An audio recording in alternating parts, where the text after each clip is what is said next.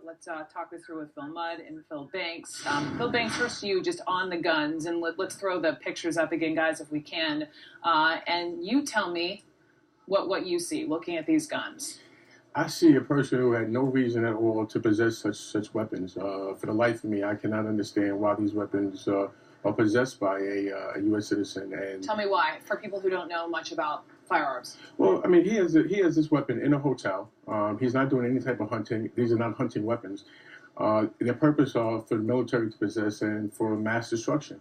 So I don't see the purpose of a U.S. citizen having these particular weapons. His only intent, as far as I can see, is to kill, to destroy, to maim. Is something which he has done. So someone would have to explain to me, why would somebody have those particular weapons who are not working for the government, not working in any type of military or law enforcement capacity to possess these particular weapons. I have never known a reason for them to exist other than to destroy. 23 guns, 23 found in that Mandalay Bay room, 19 others found back home. Listening to Kyung La reporting, she's been in one of these gun dealerships in Utah. Apparently he bought from multiple states, multiple shops over the course of weeks and months. There were tripods, there were scopes, there was a computer in the room. He brought them all in over the course of time in suitcases. You're an investigator. What are you asking? Boy, there's a lot of pieces. I'd be afraid someone, as a viewer, is going to look at these in isolation, look at these guns, or look at what happened in terms of his relationship with the girlfriend. That's not how this business works. You've got to look at it together. You can almost think of it as a timeline. Think of the timeline in terms of the purchases of weapons, for example. And also, now that we know we have a computer, what's the timeline in Google searches? Let me overload the timeline on things like emails and texts. We know it's from his family that he was a text messenger. Lay that over as well. Then I'm going to start overlaying interviews. What did he say 3 months ago? What did he say last month? And in combination, I want to see two things. Number one, where does that timeline not match up? A friend says he seemed odd, and that matches up, for example, I'm not saying it happened, but for example, with a Google search. Yeah. Or a friend says, I don't know anything, and we see text messages to that friend at the same time. That's an anomaly. The timeline on day 2, day 3, day 4 is going to get clearer and clearer with facts or anomalies. Well, what about this girlfriend? I mean, initially she was a person of interest. Then she wasn't a person of interest. She's been in Asia. Suddenly, and I'm not connecting the two, but, you know, this $100,000, according to reports, he wired to the Philippines. She's apparently a Philippine national. We don't know if he was wiring it to her. What questions are you going to ask this girlfriend?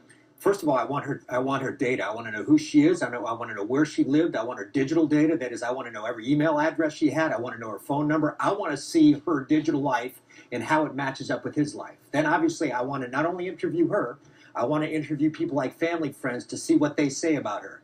Person of interest? Are you kidding me? The shooting's Sunday night. It's Tuesday. She's a person of interest. And believe me, outside the family members who lost family in that event, the family members who are part of the family of the shooter, let me be blunt, I don't believe anybody. I want to show me the money. I want to see the facts, and I want to see how the facts accord with what we find in this digital life before I take somebody's name off the table.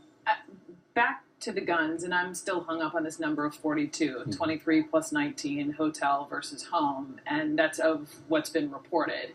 And apparently all purchased legally. The man had no criminal history other than some minor traffic violation that was settled in the court, so he did this, you know, above the law. How do you buy 42 guns? In this country, very easily. But Brooke, I want to be clear. I do think, because I think Ryan brought up a very good point. Here was a person who would probably pass any existing law now, certainly, and any proposed law in front of Congress now. So the act that he was looking to carry out, he would have been able to carry it out no matter what legislation that's existing or proposed. So I just want to particularly put that into context. Now, I do support tougher gun control laws. I do certainly universal checks.